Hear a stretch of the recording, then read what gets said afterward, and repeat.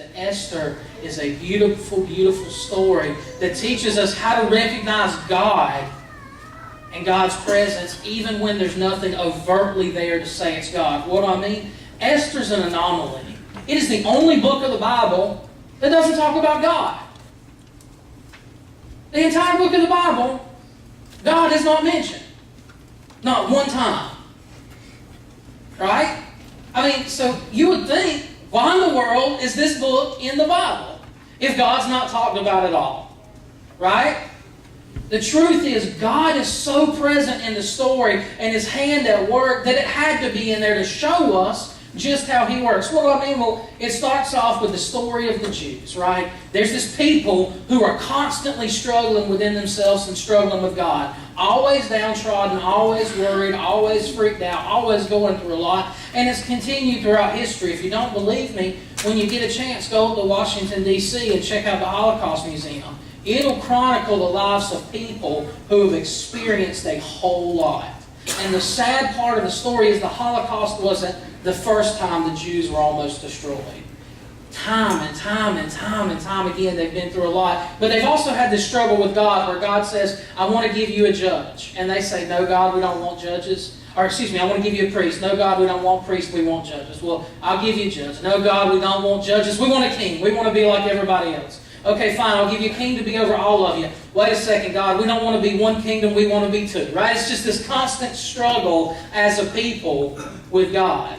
And that's what gets them into all the trouble that they get into. Well, this is one of those situations. It's about 500 years before Jesus comes along. They're in captivity. They're in Persia, in the Persian Empire. The Persian Empire is, for those who might not know, modern-day Iran.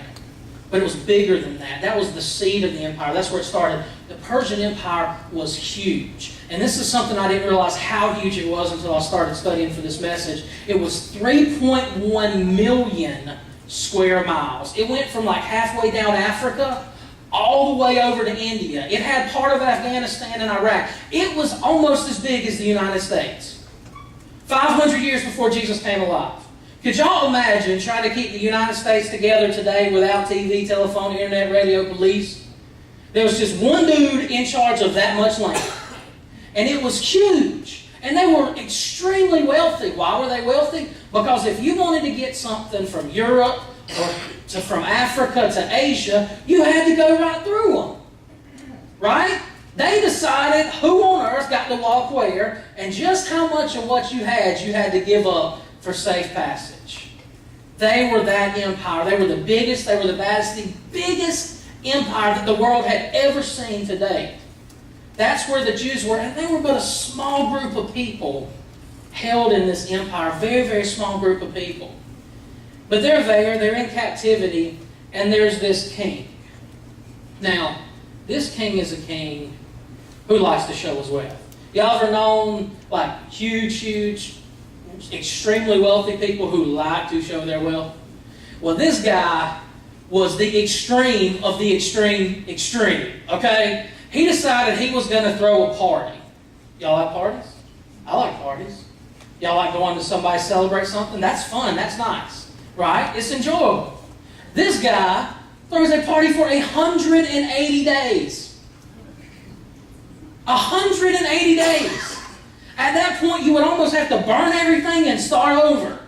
You know what I'm saying? I mean, it is 180 days. He gets his generals and his commanders and their families and all the big officials and brings them together and says, guys, let's celebrate what we've got for 180 days. And then when it's done, he's not over with the party. He said, wait a second. It's just been us celebrating for 180 days. Let's invite everybody. And when I say everybody, I mean everybody. There was no invitation. If you could make it, you could come. And for 7 days, they threw a party that they did nothing but act out. Drink, eat, all the food, wine, whatever you wanted, it was there. And that's what we're going to do. We're going to celebrate what we have. And not only are we going to eat it up and drink it up, it says they were drinking out of gold cups. They were eating off plates made with fine stones. These are some rich folk. And they want people to know about it. Well, it goes on. They're celebrating all of that, having a good time, and the king starts to make mistakes. Now, My thought is that he's already made a mistake, first of all. He's inviting all these people that he took all this stuff from to a party where he's using it all. And that's just a way to tick some people off. You know what I mean? You don't want to do that, but whatever. But he starts making a big mistake. First of all, he gets a little bit tipsy. That's what it says. I mean, it doesn't say drunk. The word used is just that he's hacky with wine, right? He's getting a little tipsy. And by the way, this is a good example to go ahead and throw this out there. If you begin a story with, this one time I was hammered, that's not an excuse. You know what I mean? It's not a good way to start the story and say whatever comes next is okay. It is not. Well, the king was drunk. And he says, I want everybody here in this room to see just how beautiful my wife's physique is. The queen. Not the concubines. Not the people that he one day may have in his bedroom. Not those people. His queen. And he calls for his queen to come out and parade naked in front of all these people at this party where everybody's there. Now, there's some problems with this. First of all, it was not okay to be naked in public. It was actually a curse not on the person who was naked, but the person who saw it. So that's not good. It's terrible to be naked in public. Second of all, royalty always had to be seen as royalty. She is the queen. You can't make the queen go out there naked. Are you outside of your mind? Plus, this dude, again, huge empire. 127 provinces is how many the Bible says he had. He's trying to hold it all together, and I know without a doubt, if this was modern day, they'd call him Bill and her Hillary, and it'd be a power marriage. You know what I'm saying? I mean, this is a political thing, because they ain't love there. Right? That's what's going on. It is a political marriage, and alliances were formed and solidified when they got married, and those people are in his court. So her parents, brothers, sisters, they're all there too. And he wants her to come out and walk naked in front of them. I do not think so. So what did she say? Being a level-headed woman, said, you've had too much to drink, go to bed.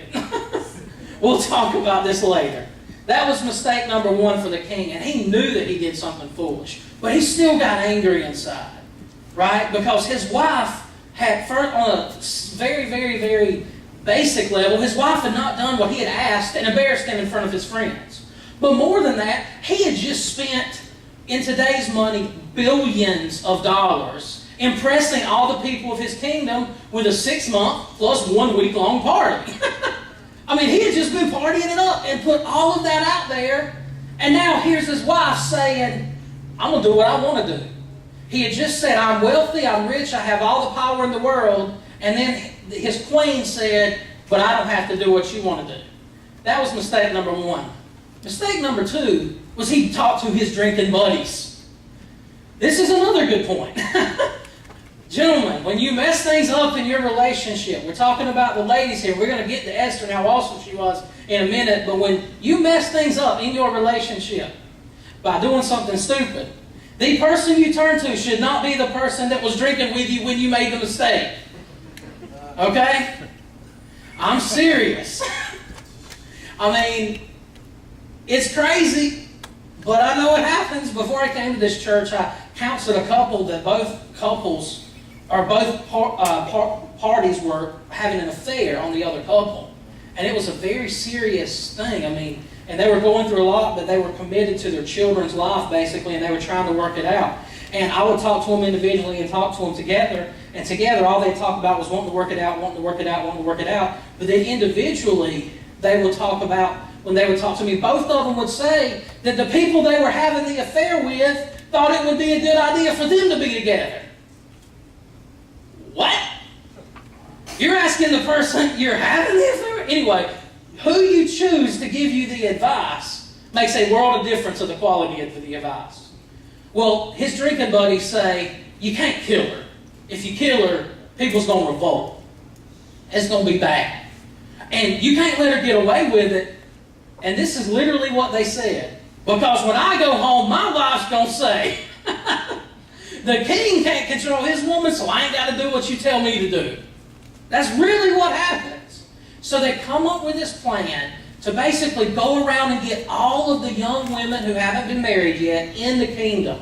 that are beautiful, that are gorgeous, and bring them together, and through a series, through over a year-long process, let the king choose for him a new queen who is even more radiant, more beautiful. After all, it was his eyes that got him into trouble to begin with, him wanting to see his wife in front of all those other people. So they're choosing another woman who's supposed to be more beautiful. That brings us to Esther. Esther was an interesting woman. She was a lady who had been raised with her cousin Mordecai. She was raised with him. She grew up with him because her parents were dead. And it doesn't say explicitly why she was dead, but it does say that she was carried away into captivity. And most likely they were killed on the orders of this king in a war. She was an orphan. She had nothing to look forward to. And she also had nothing to lose. But God had made her beautiful. Unquestionably so. She was gorgeous, and Mordecai and her knew that she would be one of the ones that was chosen for the king to reveal. And she was. And that brings us to this story. But the reason I went through all of that, the reasons rather that I wanted to tell you the backdrop and give you the history, there's really three. Every single person in this room has a history. You know where you're coming from. You know what you've been through. You understand the backdrop to your life. And every single decision you make, every interpretation of God speaking into your life, every part of who you are is made with that in the background, knowing that those things are true about who you are. So to begin to understand what God was saying to her, we have to understand who she was. Number two, everyone has a notion of who they are. You think you know who you are. No matter how young, old, what your economic status is, you have in your mind a compartmentalized understanding of what it means to be you. Maybe you're a professional. Maybe you labor with your hands. Maybe you're a stay-at-home mom or dad, or you have this or that. Maybe you're a parent with teenagers, which is a whole different ballgame.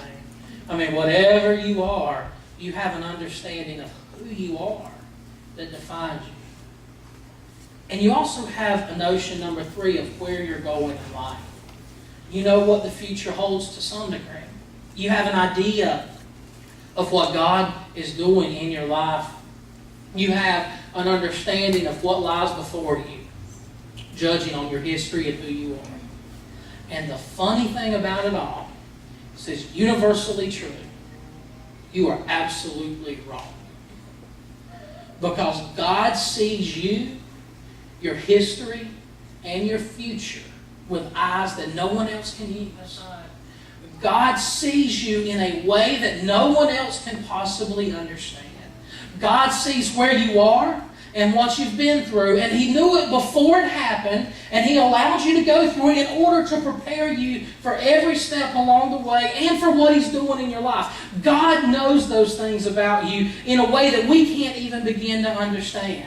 But we have to have a basis to work with, and then we have to take a step back and say, even with the history of Esther, even with what's happened, even with our history, even with everything we've been through, who we think we are, what we think's in front of us, even with all of those things taken into mind, we have to understand that everything changes when we begin to see ourselves, the situation, and the world like God sees us. This morning, briefly, because I spent a lot of time talking about the history, we're going to talk about a portion of this Esther story. And we're going to do it, the first part, particularly through this lens. Understanding that when God allows us to love somebody, you ever love somebody? You ever had an overwhelming desire for someone's well-being? And you want to make things good for them. You want to give up of yourself to make things right for them. You want to turn the world upside down to make them happy. You ever felt that way about somebody? I truly, wholeheartedly believe that the reason that we can do that is for moments in our life, God lets us see other people like He sees them. I think